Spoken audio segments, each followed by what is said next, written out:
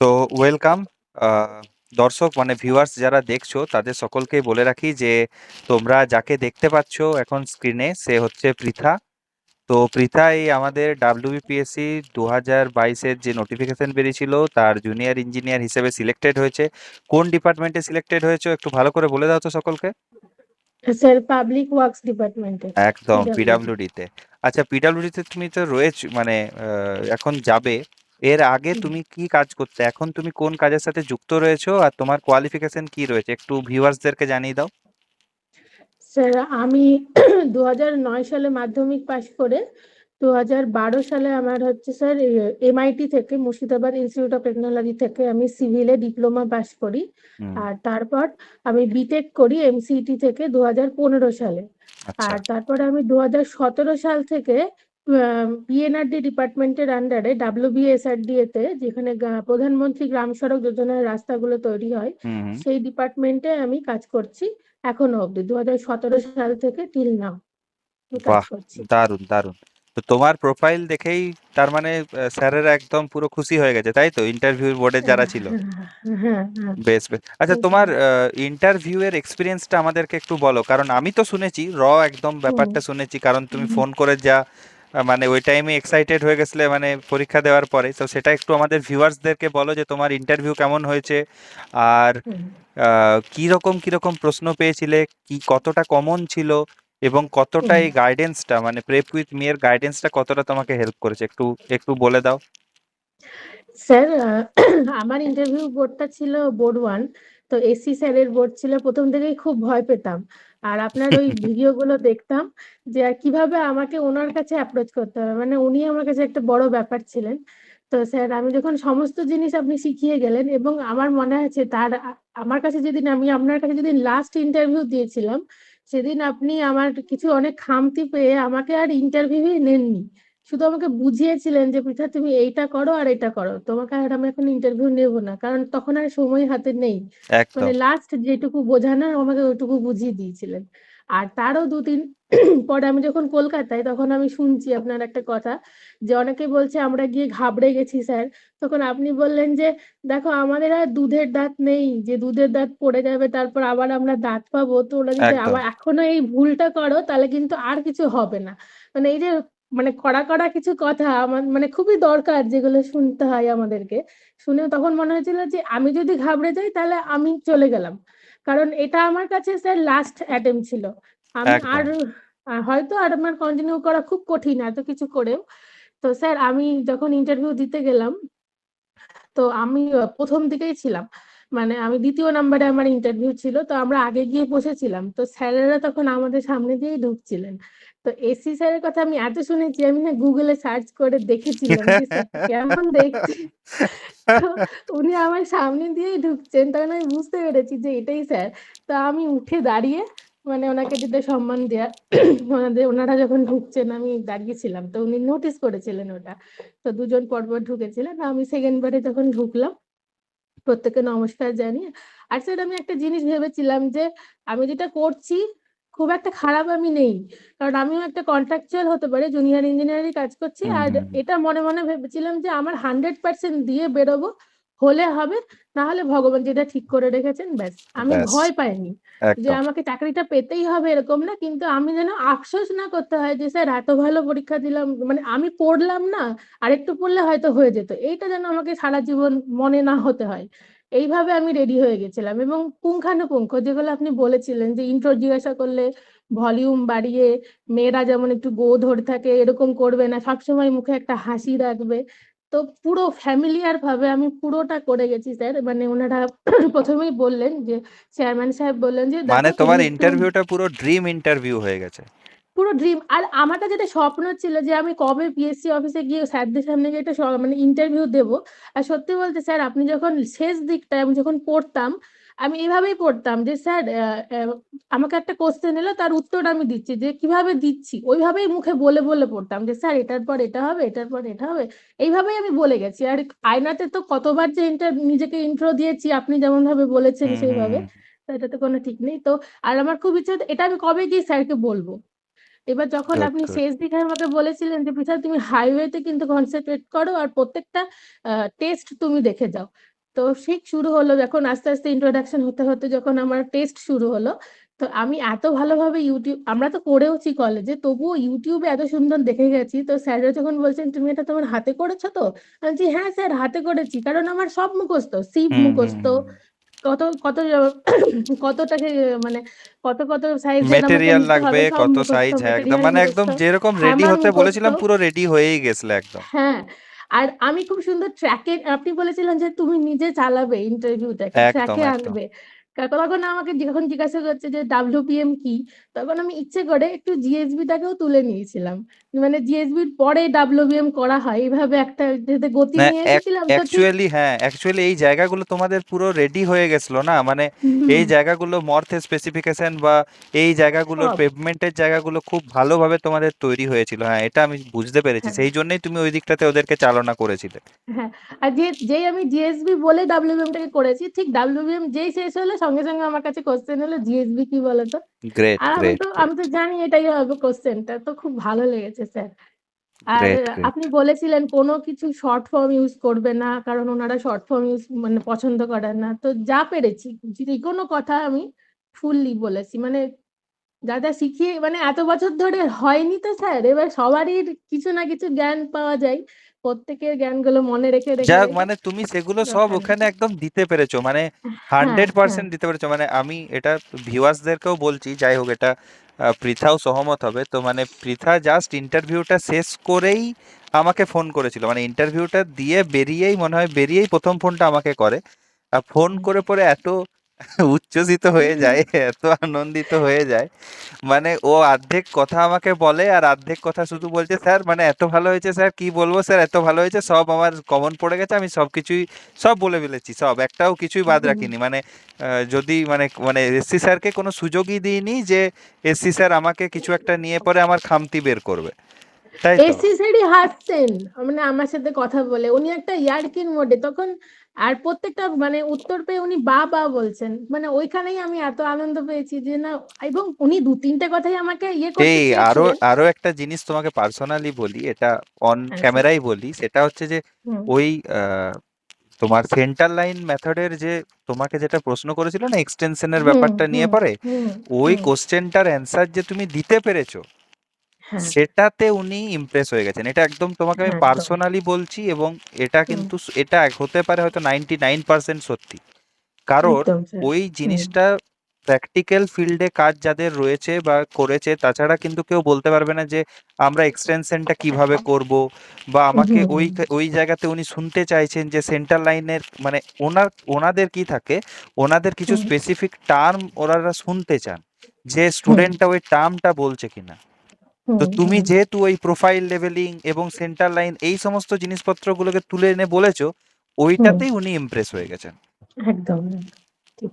যাই হোক, তো তুমি পিডাব্লিউডির মতো একটা ডিপার্টমেন্টে যাবে তো হ্যাঁ, তোমার নেক্সট অনেক কিন্তু ইয়ে থাকলো, কি বলে, অনেক হ্যাঁ স্যার।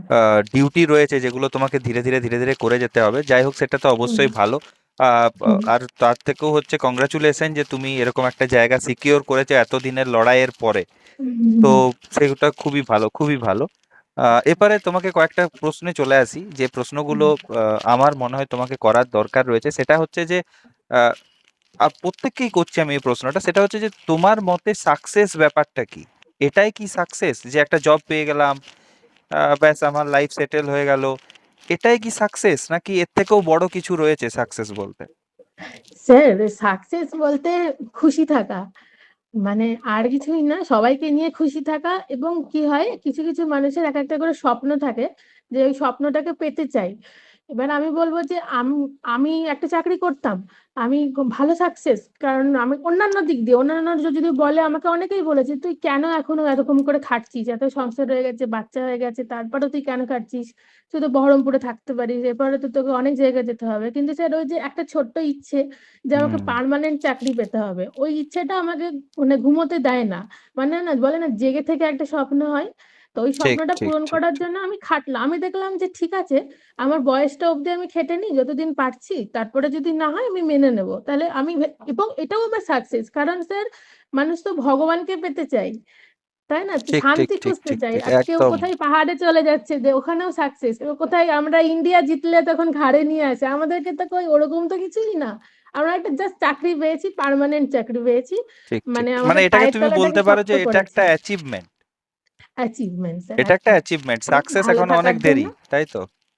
সাকসেসের আমার ইচ্ছে এগিয়ে যাওয়াটা, ওই যে চিন্তা ভাবনাটাকে থামিয়ে রাখাটা ঠিক না। আমার তো ইচ্ছে আরো এগিয়ে যাই, যদি একদম পারি অ্যাসিস্ট্যান্ট সমস্ত কিছু ইঞ্জিনিয়ার হোক সামলে না, নিয়ে। তাই তো আমরা তো সেটাই চাই যে আরো হ্যাঁ। এগো, অ্যাসিস্ট্যান্ট ইঞ্জিনিয়ার হও, বা যদি পলিটেকনিক লেকচারারে অ্যাটেন্ড করতে পারো সেটাতে যদি হয়ে যায় তাহলে আরো বেটার হুম তোমার জন্য স্কোপ হয়ে যাবে। অ্যাসিস্ট্যান্ট এই হুম। তোমার কি বলে পলিটেকনিক লেকচারার হলে তো তোমার তখন আরো পড়ানোর দিকে একটা ইয়ে থাকবে, মানে ইয়ে আরো থাকবে, বেটার তোমার থাকবে। ক্ষেত্রে প্রোফাইলটা খুলে যাবে। হোক হোক ভালো হোক, হুম আরো হুম বেটার হোক, আরো বেটার হোক। হুম আচ্ছা, তোমার স্ট্রাগেলটা নিয়ে একটু শুনি। তুমি তো এখন পুরোপুরি ফ্যামিলি ম্যান, এতদিন ধরে তো ফ্যামিলি হ্যাঁ। চালাচ্ছ।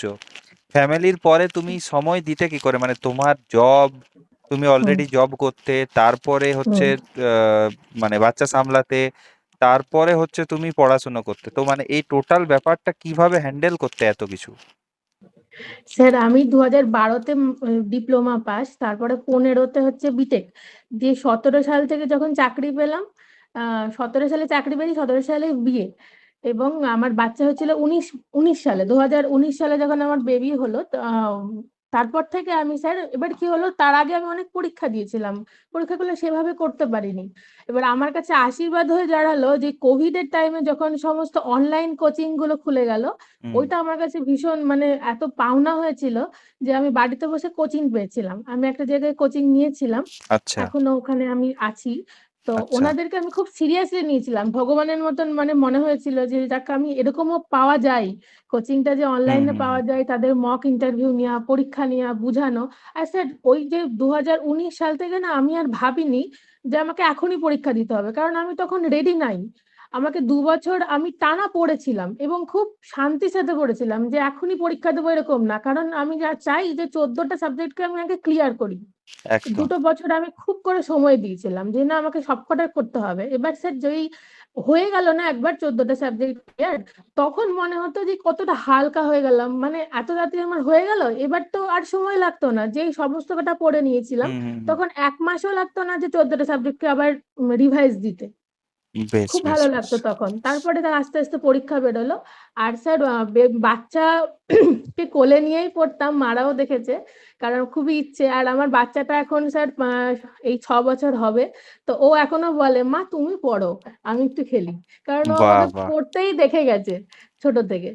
বাহ ওকে বাহ বাহ। ঘুম পাড়িয়েও পড়েছি, ব্রেস্ট ফিডিং করতো, আমি মাঝরাতেও ওকে ঘুম পাড়িয়ে রেখে আমি চলে যেতাম ডাইনিং এ, একটা চেয়ার টেবিল ছাড়া পড়া হয় না, ঘুম চলে আসে, পড়তাম আবার আসতাম, ও কাঁদতো, কান্না শুনতে পেলেই আগে দৌড়ে যেতাম, ওকে আগে আবার থামাতাম, আবার গিয়ে বাহ পড়তাম। বাহ বাহ বাহ। তো এটা চলে গেছে না, স্যার। এই স্ট্রাগল আর গুলোই তো মনে রাখার মতো। এই স্ট্রাগল গুলোই মনে থাকবে যে কিভাবে তুমি টাইম গুলো বের করেছো। আর তার হুম সাথে সাথে আজকে হ্যাঁ, হয়তো একটু দেরিতে তোমার সাকসেস দেরিতে। বলবো বা হুম অ্যাচিভমেন্ট বলবো সেটা হয়তো এসেছে, বাট হুম এই মানে সেই হয় না একটা কথা যে দের আয়ে দুরুস্ত আয়ে, হুম তো হুম সেরকম হুম ব্যাপার আর কি। আজকে সেই জায়গাটা তো তোমার তৈরি হলো, আজকে তো আর কাউকে কিছু পিছনে তোমাকে কেউ বলতে পারবে না যে মানে তুমি কন্ট্রাকচুয়াল বা সামথিং, তুমি বলতেই পারবে হ্যাঁ। দেখুন আমার তো দেখতেই পাচ্ছেন আমি একজন গেজেটেড অফিসার আর কি, এ গ্যাজেটেড অফিসার। হ্যাঁ। স্যার এমনকি আমি অফিসেও বই নিয়ে যেতাম, তখন আমার খুব একটা, প্রথমেই যখন বহরমপুরে আসি অতটা কাজের চাপ ছিল না। তো হুম। আমাকে অফিসের স্যাররাও প্রত্যেকে দেখেছেন যে ও পড়তো। তো ওনারা এত খুশি যে পৃথা আমাকে তো ফোন করে প্রথম একজন এক্সিকিউটিভ ইঞ্জিনিয়ার জানালেন, উনি এখন আলিপুরদুয়ারে পোস্টেড, উনি আমাদের আচ্ছা। বহরমপুরে ছিলেন অ্যাসিস্ট্যান্ট ইঞ্জিনিয়ার হিসেবে, তো উনি এখন এক্সিকিউটিভ ইঞ্জিনিয়ার, উনি আমাকে ফোন করে বলছেন, পৃথা তোমার পিডাব্লিউডি হয়েছে, আমাকে মিষ্টি খাইও। আমি বাহ নিজে জানি না, কারণ বাহ। ওনারাই এত খুশি আমার জন্য যে না আমি এটা পড়তো তাহলে হয়েছে। মানে অনেক মানুষের ভালোবাসাও আছে এর পিছনে, তার হ্যাঁ মানে স্যার, আছে। অনেকেরই আশীর্বাদ আছে, ভালোবাসা আছে, তার ফলেই এতটা আজকে তুমি আসতে পেরেছো। হুম না, খুবই খুবই ভালো লাগলো, খুবই জিনিসপত্রগুলো দেখে ভালো লাগলো। অনেক অনেক ভিউয়ার্স থাকবে, তোমার মতো হুম অনেক মেয়েরা থাকবে অ্যাকচুয়ালি, যারা সংসারের বিভিন্ন জিনিসপত্রের সাথে জড়িয়ে গেছে। হ্যাঁ, হুম কোনোভাবে তারাও হয়তো অনেকে জব করছে বা করছে না, তারপরেও হয়তো তারা সময় দিয়ে উঠতে পারছে না যে একটু পড়াশুনো করে যদি কিছু একটা বেটারমেন্টের দিকে যেতে পারে। তো তাদের জন্য তুমি কি বলবে? সেই মেয়েদেরকে তুমি কি বলবে? তাই আমি বলবো যে আহ একটু করে সময় নিজের জন্য বার করো, কিছুটা সময় একটু সেলফিশ মানে নিজের জন্য হওয়া দরকার পড়ে, যদি তোমার ওই ড্রিমটাকে তুমি ট্রু করতে চাও। আর অনেক সময় অনেকেই আমরা প্রতিবেশীর থেকে বা বাইরে থেকে অনেক রকম কিছু খারাপ কিছু শুনতে পাই যে কিরে এখনো হলো না বা কিছু। আমি বলবো ওটাতে একদম মন খারাপ করবে না, উল্টো ওটাকে এনার্জি হিসেবে নিয়ে নেবে। আমি তো করে দেখাবোই, মানে হয় না আমরা যে সবাই যদি আমাদেরকে খুব ভালো বলে তাহলে না আমরা খুব থেমে যাই যে বাহ বেশ ভালো ভালো শুনতে পাচ্ছি, তো এটা কিন্তু ভালো না। একটু খারাপ খারাপ শুনলে কি হয়, মনে হয় না এবার আমাকে আরেকটু ভালো হতে হবে, তো কি নেগেটিভটাকেও পজিটিভ করে নেবে নিজের জীবনে। তার ফলে কি হবে যে না আমি বয়স হচ্ছে তো কি হয়েছে, আমি করে দেখাবো, আমি এখনো পড়বো, আমার কাছে তো এনার্জি আছে, আমি তো পড়তে পারছি, পড়লেই তো হয়ে যাবে, আর তো কিছু করতে হচ্ছে না, খালি পড়াশোনাটাকে চালিয়ে যেতে হবে, আর আচ্ছা কিচ্ছু না আচ্ছা তাহলেই আচ্ছা, আরো অনেক একদম। মেয়ে রয়েছে যারা হয়তো নতুন একদম পাস আউট করেছে, ধরো হুম এখনই হুম জাস্ট পাস আউট করেছে, দিয়ে পাস আউট করে পরে তারা চিন্তা করছে যে কি করব, একটা হুম প্রাইভেট জবে যাব না একটা গভর্নমেন্টের জবে যাব নাকি 2 বছর বাড়িতে বসে পড়বো। আচ্ছা, দু হুম বছরের বেশি 3 বছর হয়ে গেলে বাড়ি থেকে হয়তো বিয়ের জন্য প্রেসার দেবে। তো তাদের হুম। জন্য কি বলবে? দেখো, এটা স্যার ফ্যাক্ট, কিন্তু এটা ফ্যাক্ট, এটা নিশ্চয়ই নিশ্চয়ই একদম, এটা কিন্তু একদমই আমিও fact। আমার কিছু বন্ধুদেরকে এরকম দেখেছি। আবার হুম কিছু সিনিয়রদেরকেও দেখেছি, তারা একদম মানে হুম পড়েছে সিভিল নিয়ে ঠিকই, বাট পড়াশুনো হুম পুরো ছেড়ে পুরো একদম ডিটাচড হয়ে গেছে, মানে ওই জাস্ট ডিগ্রিটা রয়েছে রয়েছে ব্যাস। হুম তো হুম তাদের জন্য হুম। তুমি কি বলতে চাও? স্যার আমি বলবো যারা ফ্রেশার্স তারা যদি কোথাও কাজে ঢোকে অবশ্যই ঢুকুক, কারণ এক্সপিরিয়েন্সটা তো খুব দরকার। এবং সেখানে বাড়িতে এসে যেন আমাকে করতে হবে এই মেন্টালিটা যেন থাকে, আমি যে টায়ার্ড হয়ে গেলাম এই জিনিসটা, টায়ার্ডনেসটা খালি মেন্টালি কাজ করে। কারণ আমি যদি আমার মনকে বুঝিয়ে নিতে পারি যে না আমি এখনো 2 ঘন্টা আমি পড়তে পারবো, তাহলে কিন্তু আমি পারবো। তাই বলবো যে যেখানেই আমরা কাজ করি তারপরেও যেন আমি এসে পড়ি, যদি আমি চাই আমাকে এমটা ঠিক রাখতে হবে যে আমার আজকে আমার চাকরিটা চাই, আজকে নয় 2 বছর পরেও হলেও কিন্তু আমার চাকরিটা চাই, আমাকে নিতেই হবে, চাই তো চাই। হলে একদম হবে না হলে একদম, হবে না এটা নয়, কিন্তু একটু জেদি হতে হবে। আমি একটু কন্টিনিউশন জেদি রাখতে ছিলাম, হবে, দিনের শেষে কন্টিনিউশন এসে একটু রাখতেই হবে। পড়াশুনো করতেই হুম, হবে। করতেই হবে এবং রোজ। এবং যারা ফ্রেশার্স তাদেরকে তো 2 বছর মিনিমাম 2টো বছর টাইম দিতেই হবে স্যার, কারণ 14টা সাবজেক্টকে ভালোভাবে রেডি করার জন্য 2 বছর টাইম দিতে হবে। 2 বছর পড়ে নিলে পরে তারপরে প্রচুর চাকরি মানে সহজ মনে হবে তারপরে অপরচুনিটি আস্তে মানে আস্তে জিনিসপত্রগুলো বুঝে যাওয়া যে কি ধরনের বুঝে যাবে। প্রশ্ন হুম আসে, কোথা হুম কোথা থেকে প্রশ্ন আসে, কোন হুম প্যাটার্নে আমাকে এমসিকিউ প্র্যাকটিস করতে হবে। ঠিক ঠিক ঠিক, একদম। কথাগুলো তো হুম একদমই ঠিক। যাই হুম হোক, আবার এখানে আমি একটা জিনিস তোমার সাথে অ্যাড করব, অবশ্যই সেলফ স্টাডি খুব দরকার, কারণ আহ, হুম মানে দিনের শেষে তোমাকেই পড়তে হবে, তোমাকেই মুখস্থ রাখতে হবে, তোমাকেই অ্যান্সার করে আসতে হবে, but hmm there should be some guidance, কোথাও একটা জায়গাতে একদম। কিন্তু হুম গাইডেন্স একটা দরকার। মানে হুম এটা এটা আমি আমার জন্য বলছি না, এটা যে কোনো ইনস্টিটিউশনেই হতে পারে বা যে কোনো হুম মানুষই হতে পারে যে হয়তো একা একটা গাইডেন্স চালাচ্ছে, হতে পারে, বাট হুম তারা কোনো একটা জায়গাতে কিন্তু সেই মোটিভেশনটাকে ধরে রাখে বা হুম তোমাকে চালনা করবে যে তুমি এই জিনিসটাতে যাও, হয় না মানে একটা, মানে আমরা দেখবে সংসারের হিসাবেই বলি যে একটা গুরুর দরকার, যে একটা গুরু যে হুম পথটা ফাইন্ড করতে তোমাকে হেল্প করবে। তো একদম। আমার মনে হয় যে কোনো একটা জায়গাতে একটু, মানে আমি এটা আগেও বলেছি যে হয়তো তোমার 2টো টাকা যাবে, 4টা টাকা যাবে, সেটা তুমি তোমার ফিনান্সিয়াল কন্ডিশনের উপরে দেখো, কারণ মার্কেটে 14,000 25,000 কোর্সও অ্যাভেলেবেল, আবার 6,000 টাকা 5,000 টাকার কোর্সও অ্যাভেলেবেল, সেটা তুমি হুম যেখানেই যাও, বাট হুম কোনো একটা জায়গাতে তুমি তোমার একটু মাথাটা গুঁজো, হুম তাহলেই তুমি পিছনে কিন্তু একটা প্রেসার পাবে যে না আমি তো এখানটাতে হুম পয়সাটা দিচ্ছি, আমাকে তো এটা করতে হবে, এটা একটু দেখতে হবে। এই হুম জায়গাটা একবার তৈরি হয়ে গেলে তারপরে কিন্তু আহ, সামনে ফাঁকা মাঠ আর কি, মানে তখন তুমি যত খুশি খেলতে পারো সেখানে। হুম যেটা আমারও তুমি স্যার বললে তাই। যে তুমি আর হ্যাঁ 14টা আমি সাবজেক্ট কোচিং একবার রেডি করে নিয়েছিলাম। নিলে, হুম তারপরে তুমি যখনই এমসিকিউ প্র্যাকটিস করছো তখন তোমার কাছে মনে হচ্ছে সেগুলো তো অনেক ইজি আমার কাছে, কারণ আমি তো হুম হালকা হয়ে গেলাম ওই জায়গাটাতে। হুম হুম। স্যার আমি যখন কোচিং না নিয়ে পরীক্ষা দিয়েছিলাম হয় না স্যার, আমরা হারিয়ে যাই, মানে একটা সাবজেক্ট পড়তে পড়তে তার ডেপথে ঢুকে যাই, কিন্তু অতটা তো পড়ার দরকারই নেই, কারণ তখন আমরা যখন স্যারদের কাছে যাই একদম একদম, স্যারেরা বোঝান যে না কম্প্যাক্ট তোমাকে তো জায়গাগুলো চাই বলেনি একদম।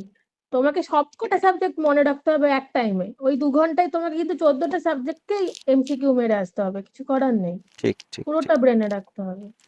যাই হোক পৃথা, অনেক অনেক ধন্যবাদ, তোমার সঙ্গে কথা বলে খুব ভালো লাগলো, আশা করি ভিউয়ার্সদেরও খুবই ভালো লাগলো, তাদেরও হেল্প হবে তোমাকে দেখে তারা ইন্সপায়ার হবে যে আহ, এরকম একটা সংসার করে জব করে আহ, মানে ছেলে বর সবাইকে সামলিয়ে একটা ফ্যামিলি সামলিয়ে তারপরেও চাকরি পাওয়া যায়।